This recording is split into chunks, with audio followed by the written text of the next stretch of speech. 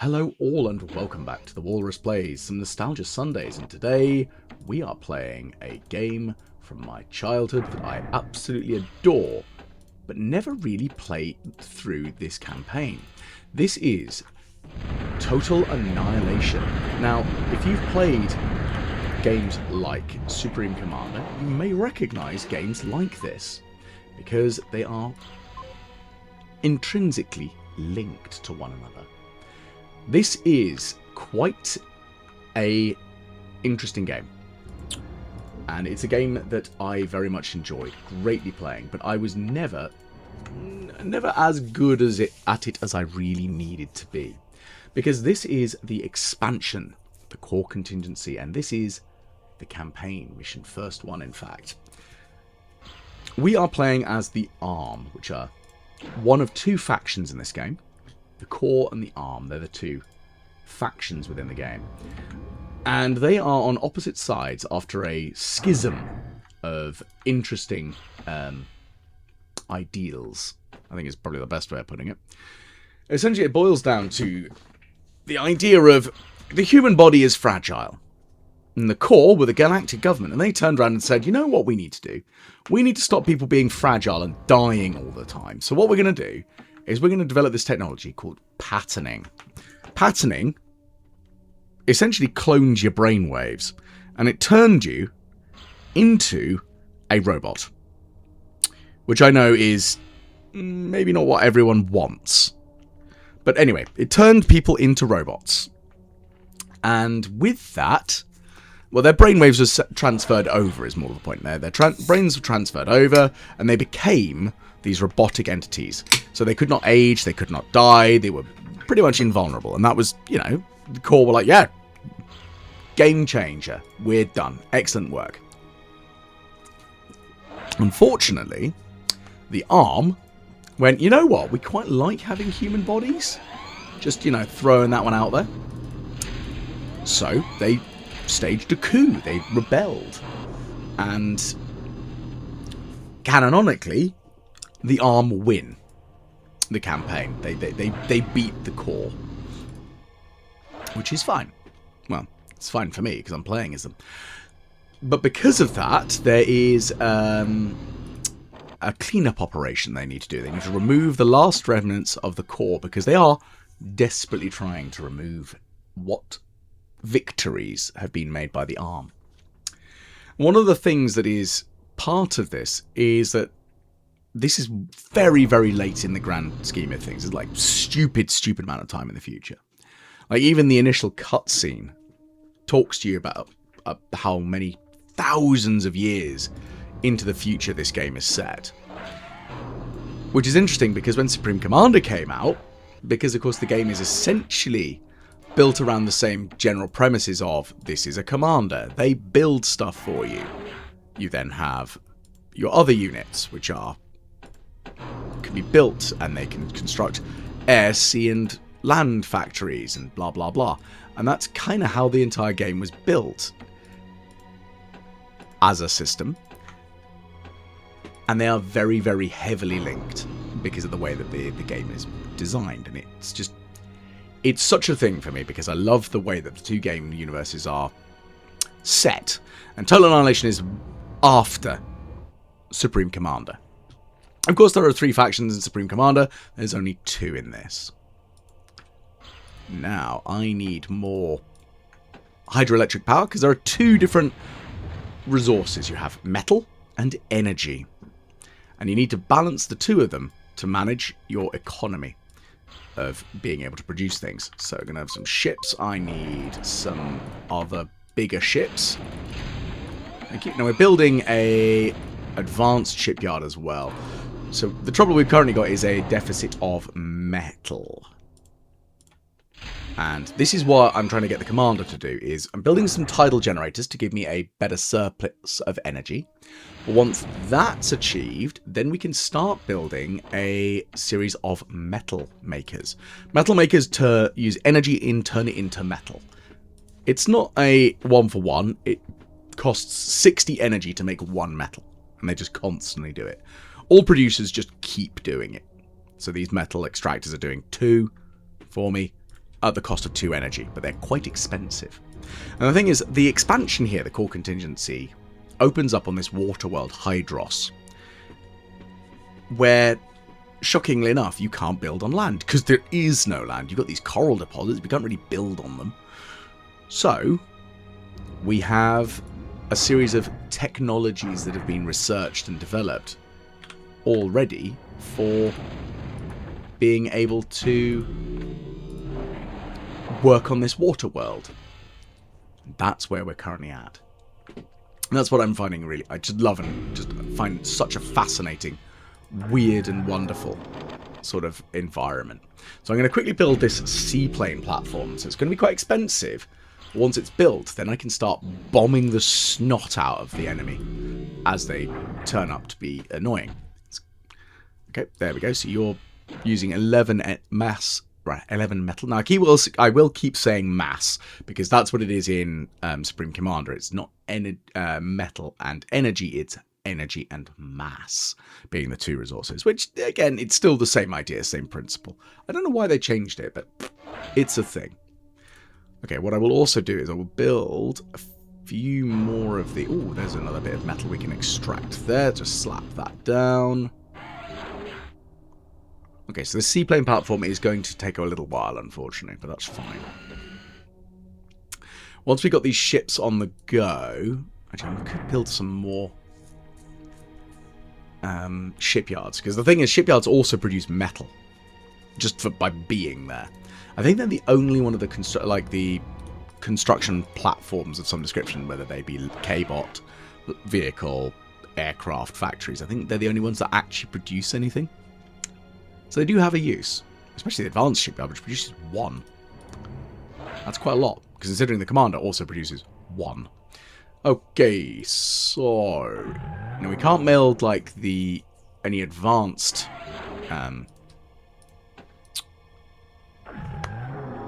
what am I thinking? Advanced metal extractors on underwater, which is fine. It's just a bit annoying. So what I'm going to do is I'm also going to start building some submarines, because submarines are useful. And with this, we can only make one of 2 different units. A torpedo seaplane and an airborne sonar. And I'm going to build the sonar first, because I need to be able to see where the enemy are coming from. Now, the reason I'm building this underwater reactor, this fusion plant, is because I want to use that to be able to supersede all of these tidal generators. They only produce 24. If memory serves, this will produce like 1,050, or is it 1,250? It's a large quantity of energy. And if I quickly hold space, you can see along the bottom here, we have a grand total of 65 units out of a maximum of 250. So you want to reduce the number of units that you actually have, like the inefficient ones, you want to replace them with something more efficient. So power being a big thing that we want to try and deal with. Okay, so we can see the enemy are pinging up on the map here. It's got to be careful here. So the Seahawk, I'm going to set you on a patrol loop. Okay, so I want you to patrol from here to here to here and there. So this should give me a better knowledge of where things are. Now, I know I've got this fixed sonar platform as well. Also useful. But the seaplane also will give me some general visibility of physically being able to see the enemy, which is very important. Okay, so I need more metal again. Metal is always a component that we need lots of. And it's something that I tend to, especially as a kid, I tended to run out of a lot. And part of it was because I was loath to build metal makers. Not that I didn't see any, that I didn't think they were pointless. It was more that I didn't quite understand how to balance the 2 resource economy quite as effectively as I do now. But even then, that being said, I've not touched this game in years. I've got a sneaking suspicion I'm not going to be quite as good at this as I thought I might be. One of the big things as well about this game is that although it's an early game in the whole real-time strategy genre, so there's certain quality of life things that I've got used to that aren't in the game. Like, for example, being able to double-click on a unit of the same type. So, for example, I can't click on this unit twice to select all of the same type. that's just a mild frustration, if I'm really honest. It's not like it's going to make me not want to play the game.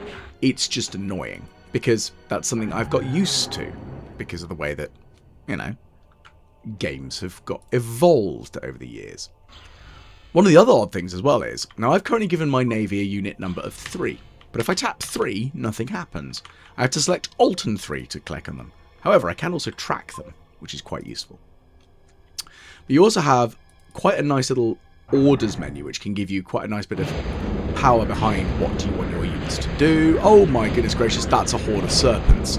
These guys are very, very annoying. They are the natural wildlife of the planet, and apparently they seem to be allied with my enemy.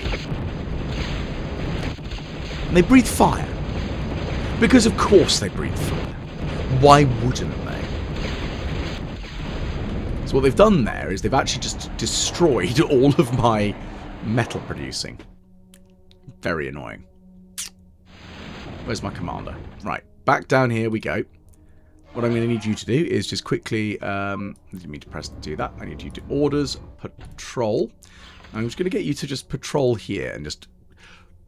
Construction units that are, when they're on a patrol, actually will repair anything in that vicinity.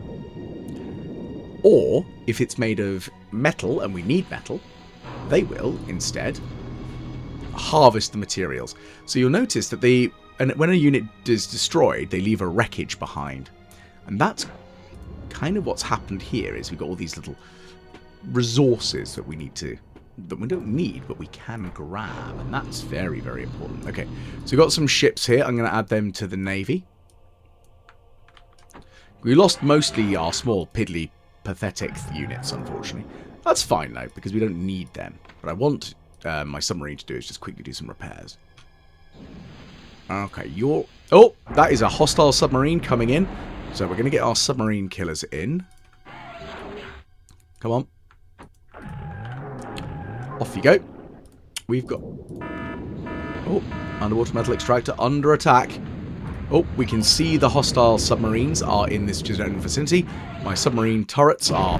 My powerful torpedo turrets are doing devastating work. They're fantastic work there. Oh.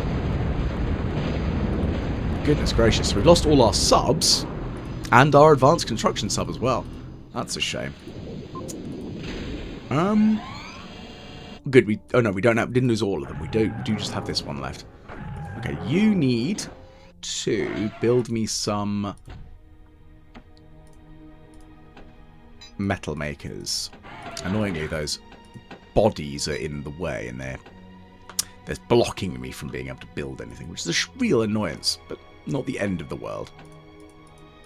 Okay, so that's going to increase my production by about 4. It's not a huge amount. I need another 14 if I'm very honest. I was worried we'd actually lost my construction my construction boat as well as my construction subs. So thankfully, it looks like the advanced torpedo launchers are still kicking. Very important. Also, interestingly, this game added a veterancy system quite early on in the general genre of things. Because I think it was Tiberian Sun was the first time I really paid attention to it, because it actually was more visually represented in the units. It gave them abilities, and you could see them, like their firepower increased, and they were just generally a bit better. Whereas within this, it just you hover over things, and it tells you once they've got 5 kills, they become veteran. I don't actually know how big of a change that makes to them, but it was the sort of thing that we'd see when, I mean, if you've played Supreme Commander, you can see that the units get more powerful, of course, the more elite they become. So what we're going to do is we're going to build some torpedo bombers as well. I'm going to repair this metal extractor, and then we're going to build another one. I'm also going to start trying to build a couple more construction ships, because I want some defences. I think that's important. Okay, so we've got a few submarines as well. So we've got 3 of them. It's not many. It'll do right now, but we're going to build another advanced construction sub. And with you, I'm going to set you on a repair patrol. So what you will now do is repair anything that is damaged in this area that they will touch. Also, they'll reclaim any resources that are available to me. So, for example, it might go and harvest what remains of this destroyed submarine of mine. Very important. Okay. Okay, we've got one construction ship here, and I'm going to build some laser turrets, because laser turrets are great. And the next construction ship is going to build anti-aircraft things, because I have a sneaking suspicion they're going to start attacking me with their annoying aircraft. And we are going to need a bunch of anti-air defenses, and that's very important. I could also really use a selection of more of these hunter subs. And I may also, I say may, I definitely will. Oh, look at that. So we've got quite a big jump of power there. 150. So quite a lot of power, actually. So I'm going to build a second one, because I'm going to need more power. I need you to build a second seaplane platform. And I need another advanced submarine facility.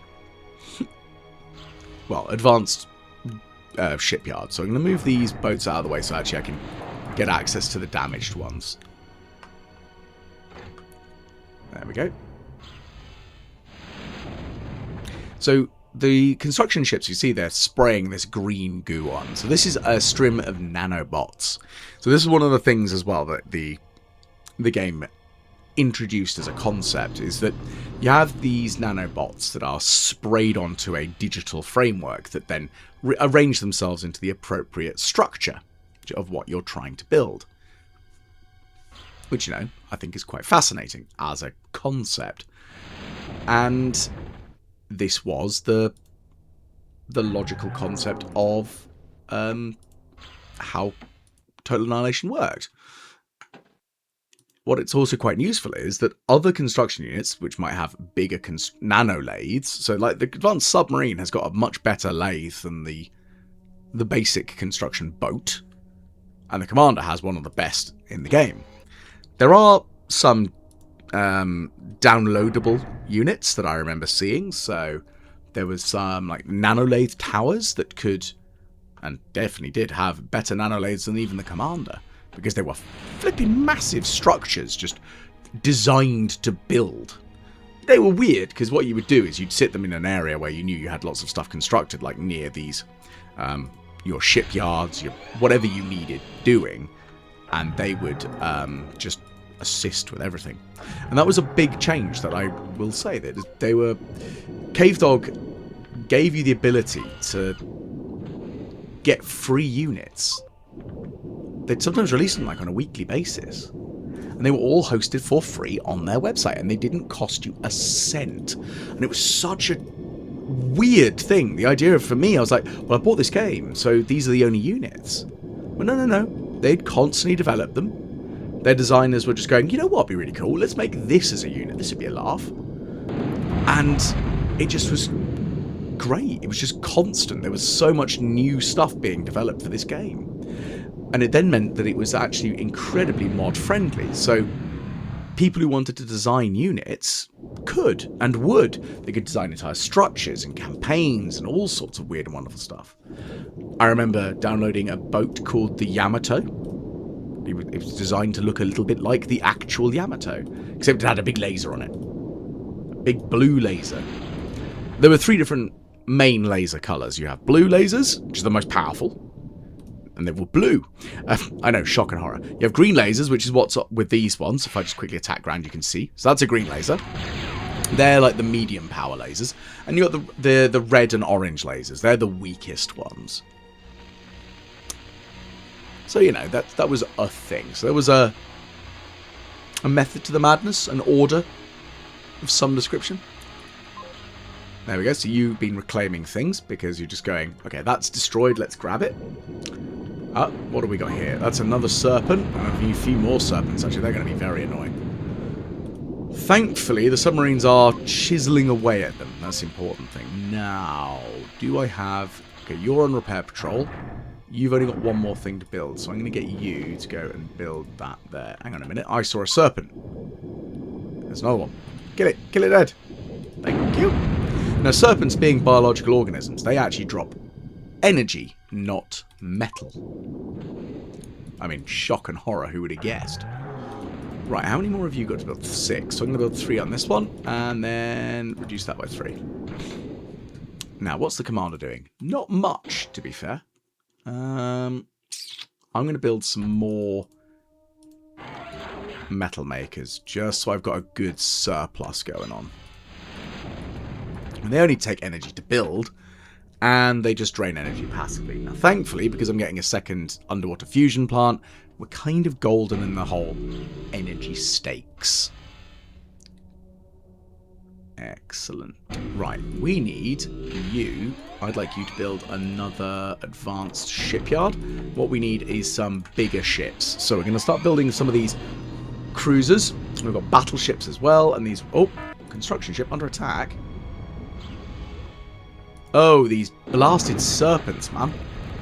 They're just so annoying. Tidal generator under attack. Again, because serpents have decided to be dicks. That's the worst part, is they just come along and being like, I'm going to be annoying. It's like, great. Could you not? It'd be really nice if you just leave me alone. But they don't want to listen to that. They want to be dicks. I'm like, why would the wildlife want to try and destroy my stuff? I don't understand it. It's very annoying. Right, so we're building these cruisers. That's very important. We've got some... Let's send out the other ships as well, just to... We've got a decent defense line, so I'm happy to send out some ships to explore and find out what on earth we're trying to deal with and where they are. Now, one of the things that I thought was really, really clever about this game is it has a dynamic music system. So currently we've got a peaceful building set of music playing. The game has listed individual tracks under different types, per se. So some music is considered battle music, some is peaceful building music. And as you play through the game, you will encounter different musics under certain circumstances, which is very interesting.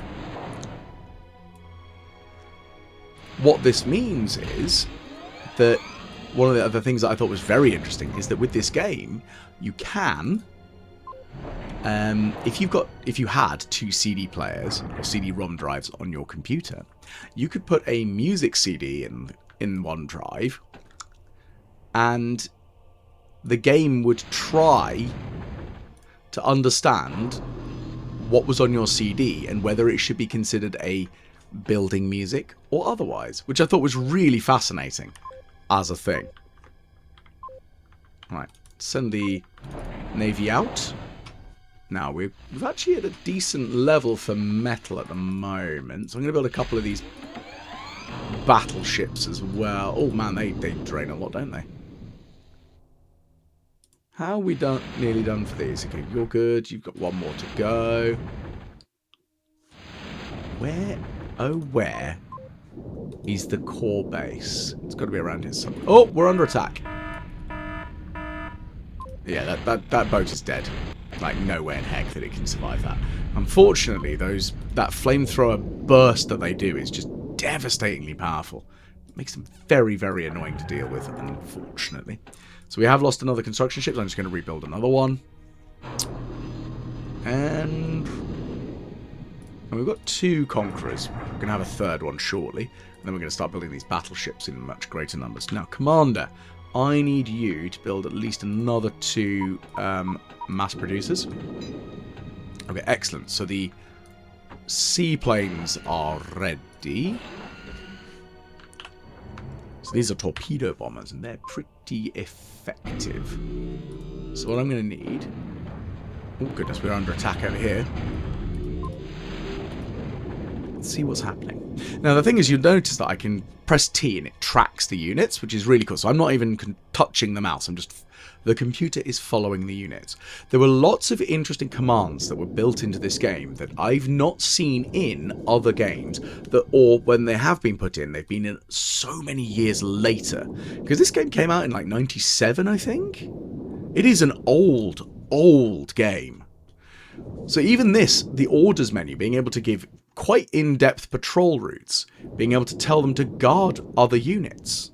So I could say, for example, I want my commander to be guarded by a unit of troops, so as soon as something comes near it, they'll defend it. If it's a construction unit, so for example, a construction ship or a construction aircraft, because this is what I would tend to do, is I would guard my commander with a construction aircraft, because it would just keep healing him. And it was fascinating things like that that just made this game so different. And so much, I think, more powerful than games like Command & Conquer. Which was, yes, Command & Conquer and Red Alert were just games that I adored. They were fantastic games. Just genuinely great. Westwood Studios knocked it out of the park. But Cave Dog, they came along and did some weird stuff that totally changed how I viewed a real-time strategy game. So, of course, when Supreme Commander came out, I was just so excited, as that game has some of the designers from Cave Dog. So, you know, that made me very, very happy, as I'm sure you can imagine. I think we need to see where our little boats are doing. Right, I'm going to get a couple of these airborne sonars to go bop about, because I don't know. Ah, here we go. You can't hurt me. That's good. Now, these submarine hunters that I've got, the piranhas, they do get extra damage against submarines, but do less damage against other ships, which is, you know, a trade-off, as I'm sure you can imagine. There we go, that one's nearly dead. So you saw how quickly they tore through those snakes. They're very, very powerful. So I'm just going to quickly return to base with you. And I think I need another advanced shipyard. Right, you. I need you to try and figure out what on earth is around and about, and see if we can use these guys to destroy them. So let's see. Because obviously the sonar plane will be useful for finding hidden submarines. Oh dear, that's... Ah, so we found their base. Aha, that is interesting. Now, we're under attack over here with our torpedo bombers. Oh my goodness gracious me, so they've got lots of nastiness going on here. My torpedo bombers are making swift work of them, in fairness. Very happy with that. Go on, torpedo bombers, get rid of those damn laser turrets. The trouble is, the core units, they've got a lot of really cool looking units, which, I mean, yeah, okay, we got some pretty weird, snazzy looking things as the arm, but some of the core stuff just looks really cool. I really do like the way their laser turrets look, for example, especially their naval ones. Their land ones I'm not as enamoured with, they're fine. But the naval ones, they look really cool. Now, let's get in there and try and clear up that base quickly. Where is my... Oh, there you are, you're good. So I need you to build more submarines. I'm probably going to need more albatrosses. There we go. Right, come on, Navy, get in there. Oh, there's some firepower going on. Oh, and there's a laser turret as well. And there is one of those rather nasty power plants. I say nasty, it's a power plant. So similar to the one that I've got, it just happens to be underwater. It's a fusion reactor, and they are quite volatile. That is a trade-off, though. What we're going to do is we're going to try and blow up these shipyards so they can't produce any more units. And we need to get rid of these defences as well. Come on. Oh, it's a metal maker. Oh, it's a construction ship. One of the things I always used to try to do when I was playing this was to try and capture enemy units, especially if you can capture either a construction unit or a facility. So if you can steal a factory of some description, shockingly enough, you can start making their units, which there are some interesting synergies that one can pull through. Maybe not, you know, the greatest of ideas, but you can do it. And it is quite entertaining when you do. I will say that much. Right, there's another battleship that we've got. And you need to get up here for now. Well, actually, I'm going to get you to really try and just destroy everything we see. Now, where, oh, where? So my big old... So my albatrosses are being repaired by the Colossus, which is a mobile air staging factory. And that's the thing is, since you start building certain units, you see these error messages that are appearing at the top saying, oh, hang on, there's not enough landing pads for us all, which is understandable. I haven't built that many of them. I've only got the one right now. But they also generate quite a lot of power because they've got a good radar range as well, so that's the advantage of them. But it means that as something gets damaged, they will just go, oh, let's land on that, shall we? That'll be a good idea. And especially if they are in a patrol route, because they have certain commands that they go, oh, we need to do this. We need to be aware of this. Let's make sure everything's going all right. And it's just really... The way that the coding has been done on this game, I would genuinely say is just amazing.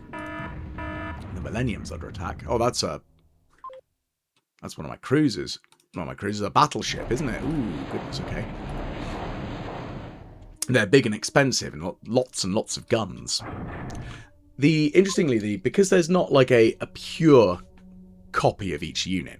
Yes, a lot of units have similar abilities. So the core has a boat that is similar to my Crusader, but not guaranteed. Like, they don't have exactly the same weapons. They don't have exactly the same abilities, which is interesting. Because what it means is some units have got different weapon loadouts. So, one of the things that is quite interesting about the Millennium is it has 2 long-range plasma turrets that are very, very effective. Oh, that's a snake. Kill it. Kill it dead. Stop it before it blows up my ships. I need them. I need my ships. I need them to live, man. Go away, snake. But the core version of the Millennium has a laser turret on the front of it instead. So it's not as good at bombarding stuff, but it is still very effective at doing damage on the sea, which is very interesting. Right, let's go over here. I'm going to send my big ships over that way. You need to go over here. And where are the subs going? Good. They're going off in their very merry way. Looks like we've pretty much wrapped up this mission, though, which is very important because I want to achieve victory. Unfortunately, most of my ships don't want to try and target the stuff that's submerged, because depth charges seem to only want to be used against hostile units. So there are some like weird coding things, because you kind of expect the depth charges, which are carried by these and the Conquerors and the Crusaders. You'd expect them to be used against anything underwater, but no. It seems to only be hostile units. Now, I could go and try and steal. Nah, let's not faff. Let's just get these boats up here and destroy what remains of this base here. Because, oh, we found something. That's a searcher. Well, it's dead. That's good. Alright, okay. Oh, there's some more searchers. They've still got... they have a little bit of resources generating at the moment. So let's get rid of that. And we'll get rid of these tidal generators as well, so you don't need those. I mean, the Ravager, which is a missile cruiser, isn't, like, the most effective of things. It's got a long range, I'll give it that. But it's not the hittiest of all of the units out there. I'm going to send these guys back just so they are ready to go. I'm going to destroy the seaplane platform with our submarines. Very important stuff, these things. Get rid of that, because you don't need that. I mean, I'm just going to torpedo the snot out of them all. Just get rid of all their stuff. That one. And that one. One of the things that I really like is that, yes, I think because of the way that my computer is significantly better than what would be anticipated to run this game normally, it isn't always showing all of the fun icons and logos. Because one of the big things that's really cool about this is that if a unit has a special attack, so for example a bomber wants to complete a bombing run, you get a bombing cursor. It looks really, really cool. Okay, I think this is going to explode. Yep. Take out 1 or 2 of my vessels. Now let me double check. What's the briefing telling me I need to do?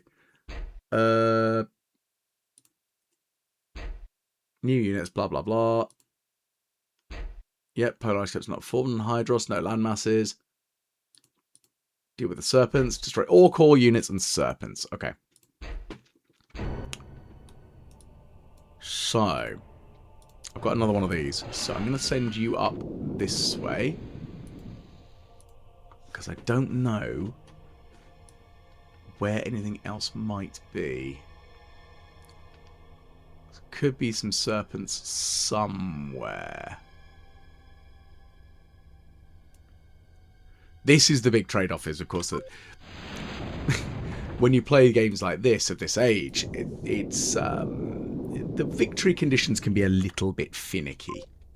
It's the nicest way of putting it. I'm going to build a couple of... I say a couple. I'm going to build some searchers, skeeters even, because they'll help me out trying to find the enemies. Nope, that's the wrong button. Totally didn't mean to do that, but I did it anyway. Alright, there we go. You're all number 9. Right, let's find out where the enemy is. Well, like I mentioned, if you have enjoyed, please do like, share, and subscribe. All of that engagement is always very, very helpful. I'm still keen to try out lots of other games as I play through this at the start of Sundays. I am still working on the next mission in the Settlers 2 Gold Edition, as I do want to do that as well. And especially since now that I've discovered I pop up quite high up in the search table if you search for Settlers 2 walkthrough, which, you know, that makes me feel quite crazy and stuff. So I'm going to actually finish that at the start of Sunday's playthrough as a full walkthrough guide.